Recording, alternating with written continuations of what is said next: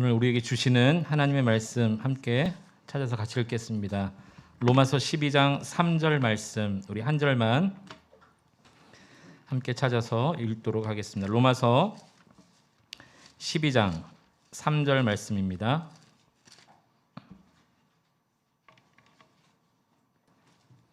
신약성경 257면에 있습니다. 로마서 12장 3절 말씀 함께 한 목소리로 합독하시겠습니다. 시작. 내게 주신 은혜로 말미암아 너희 각 사람에게 말하노니 마땅히 생각할 그 이상의 생각을 품지 말고 오직 하나님께서 각 사람에게 나누어 주신 믿음의 분량대로 지혜롭게 생각하라. 아멘. 오늘 이상한 세상 이상하게 살기라는 다소 이상한 제목을 가지고 말씀 좀 나누도록 하겠습니다. 여러분, 과유불급이란 말이 있습니다. 과유불급.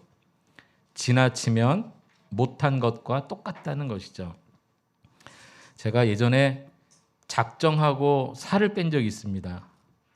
그랬더니 너무 지나치게 살을 뺐더니 얼굴도 막 더 늙어 보이는 것 같고, 그래서 우리 아내가 아픈 사람처럼 보인다고 이제 살 빼지 말라고 그러더라고요. 그래서 살을 못 빼고 있거든요. 못 빼는 것과 안 빼는 거는 구분을 잘 하셔야 됩니다. 그래서 차라리 환자처럼 보일 바에야 건강하게 보이자. 그래서 제가 못 빼고 있는 겁니다. 우리 잠도 마찬가지죠. 아무리 잠이 우리에게 보약과 같다, 때로는 보약보다 더 잠이 낫다라고 말을 하지만 너무 지나치면 그것도 좋지 않은 것입니다. 잠을 안 자는 것도 해롭지만 너무 많이 자도 여러분 다 아마 경험해 보셨을 텐데, 보통 사람이 7시간, 8시간 자면 딱 맞다고 그러죠. 그런데 9시간, 10시간, 어떨 때 막 12시간 넘어가면요, 여러분 더 피곤이 풀릴 것 같지만 일어나고 나면 머리도 띵하고 몸도 마음도 또 정신적으로도 조금 더 힘들 때가 있습니다. 이게 이제 과유불급인데요. 코로나 시대를 1년 이상 지나면서 이 과유불급에 대해서 한번 생각해 보았습니다. 코로나도 마찬가지인 것 같아요. 분명히 걱정할 부분이 있습니다. 분명히 우리가 염려되는 부분은 있지만 너무 지나치게 염려하다 보면 이것이 우리 마음을 사로잡고 이것이 두려움과 또 우리 인생 전체를 흔드는 것이 되기도 하더라고요. 요즘에 이 코로나 블루, 이 사회적 우울증상 때문에 가정, 직장, 인간관계 모두가 힘든 사람들이 너무 많아요. 저도 잠깐 그런 경험을 했습니다만은 우리 성도님들 한 분 한 분을 이렇게 가만히 얘기도 들어보고 또 이렇게 우리 성도들의 얼굴도 보고 또 삶의 그런 모습들도 이렇게 지켜보면서 어느 누구 예외 없이 다 코로나 블루에 영향을 받고 있는 것 같아요. 우리 신앙생활도 그렇고요. 어떤 영적인 것도 그렇고 육적인 것도 그렇고 다 마찬가지입니다. 여러분, 인류 역사 가운데 전염병들이 굉장히 많았던 시대들이 있었습니다. 대표적으로 14세기 흑사병 같은 경우. 그런데 이 교회사 가운데 특히 초대교회 문헌에 보면 엄청난 재앙이 크게 2번 닥치는데요. AD 165년에서 180년 정도에 무려 15년 동안 확산된 전염병이 있었습니다. 몇 년이요? 15년. 바로 안토니우스 역병이라는 질병인데요. 이 초대교회 때 15년 동안 이 병이 끊어지지 않았어요. 로마는요, 하루에 이 병 때문에 5,000명 정도 하루 동안 사망한 기록도 있고요. 나중에 계산해 보니까 로마 인구 전체의 4분의 1이 이 병 때문에 사망을 했습니다. 두 번째 큰 질병이 있었는데 AD 249년에서 262년에 있었던 무려 13년 동안이나 확산된 카프리아누스 전염병이 있습니다. 지금의 홍역, 천연두와 같은 그런 전염병입니다. 이것 때문에 알렉산드리아라는 도시는요, 13년 후에 인구수를 세어보니 13년 전보다 인구의 3분의 2가 사망하는 기록을 낳기도 했습니다. 교회사 역사 가운데 있었던 큰 2가지 전염병입니다. 지금 우리가 이 코로나 때문에 1년, 한 1개월 정도 지나가고 있는데요. 만약에 이 상태가 13년, 15년 동안 지속된다고 한번 생각해 보세요. 벌써 막 답답하죠. 주님 빨리 오셨으면 좋겠다 막 이런 생각 들지 않습니까? 우리 이런 형태로 주일날 뭐 몇 주에 한 번씩 조를 나눠서 예배 드리는 거를 13년, 15년을 한다 앞으로. 저는 너무 막 속이 터질 것 같아요. 목회 안 한다고 할지도 모르겠어요. 그런데 교회사 가운데 그런 일이 있었다니까요. 그러니까 여러분, 우리가 살고 있는 이 2020년, 2021년 이 시대에 코로나를 만났을 뿐이지 과거에 한 번도 이러한 질병이 없었던 게 아니라는 거예요. 그러니까 이 코로나를 대할 때 반드시 염려되는 부분이 분명히 있지만 과유불급하면 안 된다는 것입니다. 지나치게 걱정하거나 지나치게 두려워하거나 지나치게 생각하면 안 된다는 거예요. 오늘 그런 의미에서 말씀을 다시 한번 보십시오. 사도 바울이 이 로마 교회에 편지를 쓰면서 내게 주신 은혜로 말미암아 너희 각 사람에게 말하노니, 이게 무슨 말입니까? 내가 지금까지 살다 보니까 이러한 하나님의 은혜가 있었는데 하나님의 은혜로 생각하고 또 깨닫고 나중에 깨달아 알고 보니 이렇다는 거예요. 마땅히 생각할 그 이상의 생각을 품으면 안 되겠다. 이것을 지금 편지로 쓰고 있어요. 마땅히 생각할 그 이상의 생각을 품지 말고 어떻게 하라는 겁니까? 오직 하나님께서 각 사람에게 나누어 주신 믿음의 분량대로 지혜롭게 생각하라. 다시 말해서 과유불급하지 말라라는 것입니다. 그러면서 믿음으로 생각하라. 각 사람에게 주신 믿음의 분량대로 지혜롭게 생각하라. 이렇게 권면하고 있습니다. 그러니까 여러분, 이 코로나 시대에 우리가 과유불급하지 아니하고 우리에게 주신 믿음의 분량대로 지혜롭게 생각하려면 어떤 생각을 하면 되겠습니까? 이 시대에 하나님은 어떤 분이신가? 이 사건을 통해 무엇을 말씀하시는가? 코로나뿐만이 아닙니다. 여러분, 개인적인 인생의 역사 가운데 만나는 고난과 역경도 마찬가지입니다. 과유불급하면요, 나중에 하나님의 기적, 하나님의 역사도 우리가 부정하는 수가 있어요.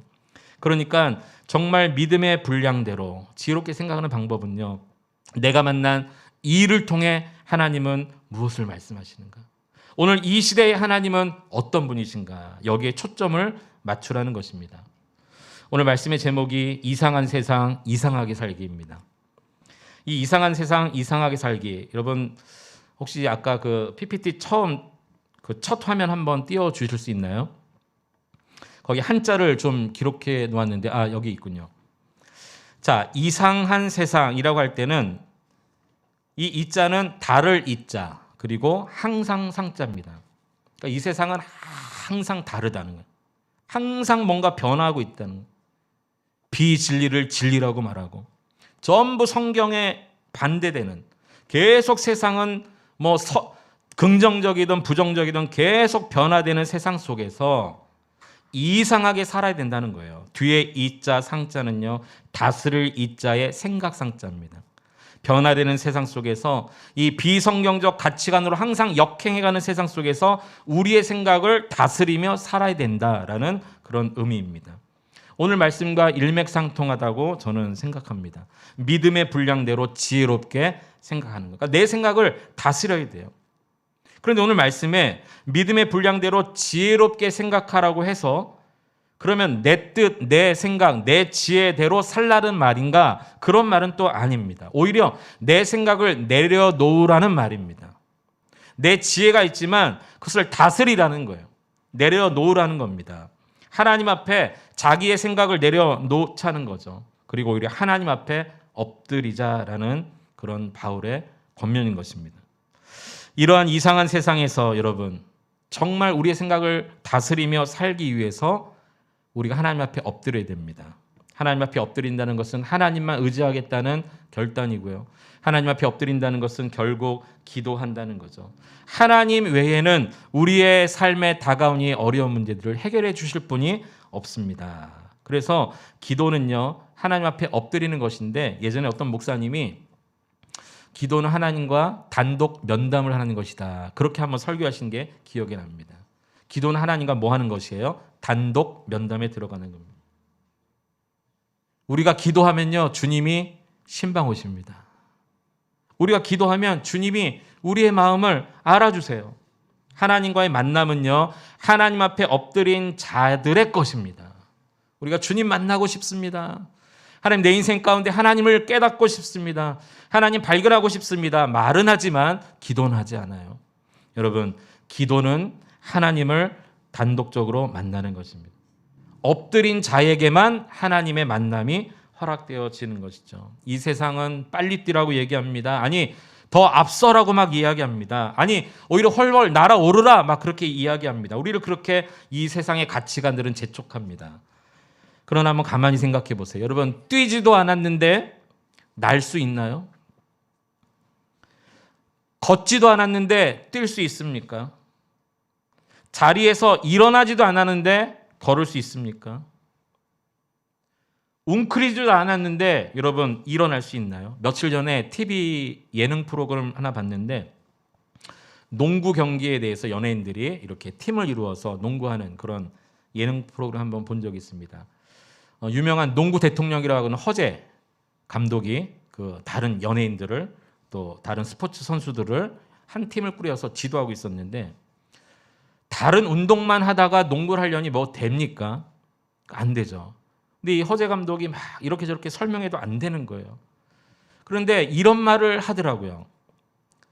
몸을 웅크려야지 슛이 가능하지. 이런 얘기를 하더라고요.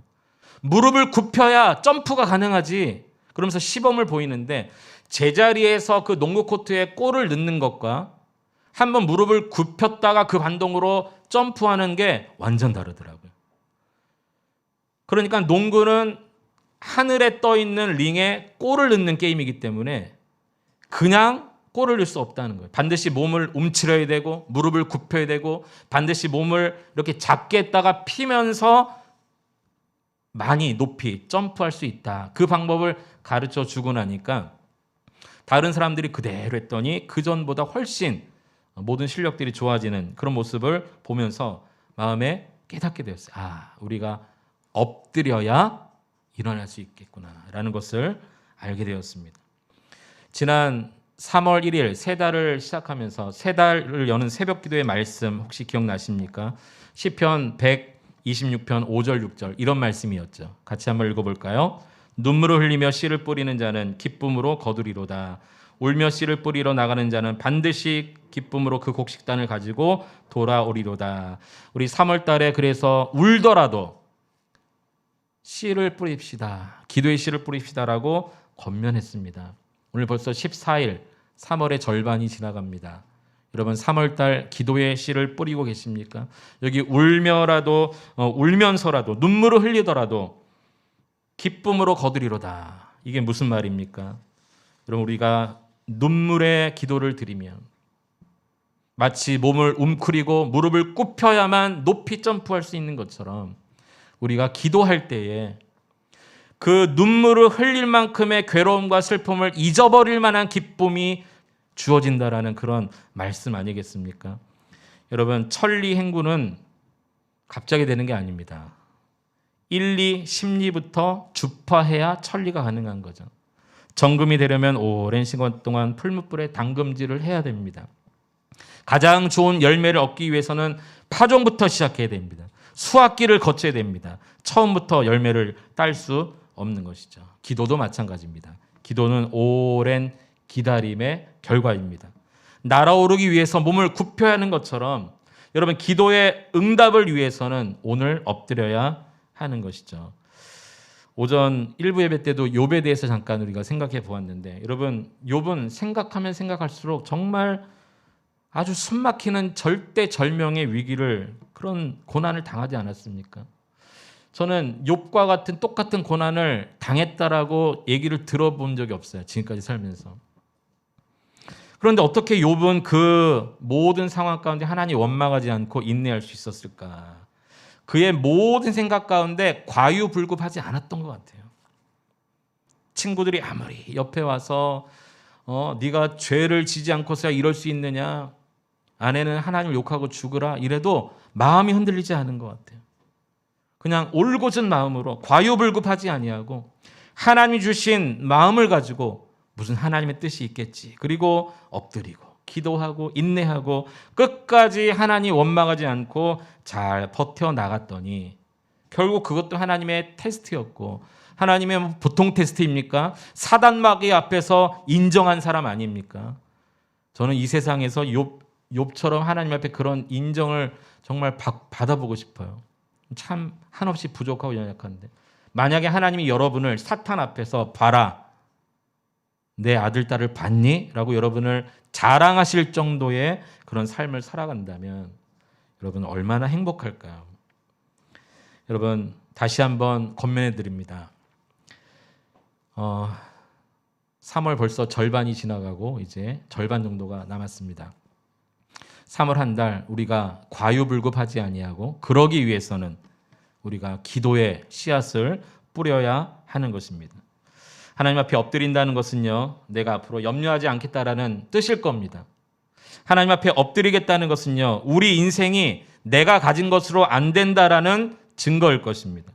하나님 앞에 엎드린다는 것은 모든 것을 하나님이 하셨습니다라고 그 주권을 하나님께 넘겨드리는 것입니다. 여러분, 기도 응답에만 초점을 맞추고 기도하지 말고 응답해 주시는 그분과의 관계에 초점을 맞추고 하나님 앞에 엎드리시기를 축원해 드립니다. 어떤 분이 그러셨어요. 기도는요, 나라는 연약함의 이 큰 무쇠 덩어리를 갈고 갈아서 하나님의 능력이라는 작은 바늘을 만들어내는 작업과 비슷하다. 그만큼 기도는 어렵고 기도는 힘들고 기도는 인내를 요한다라는 의미일 것입니다. 말씀을 정리합니다. 여러분, 기도는 소망으로 바라보게 만듭니다. 기도는 내 삶의 문제를 이길 수 있는 힘을 더해줍니다.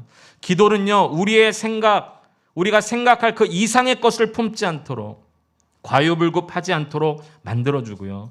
기도는요, 우리에게 주신 믿음의 분량대로 지혜롭게 생각하고 살도록 우리를 이끌어 준다는 것입니다.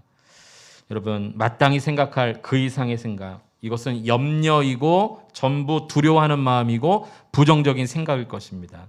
하나님 우리에게 두려운 마음을 주시지 않았다고 그랬습니다.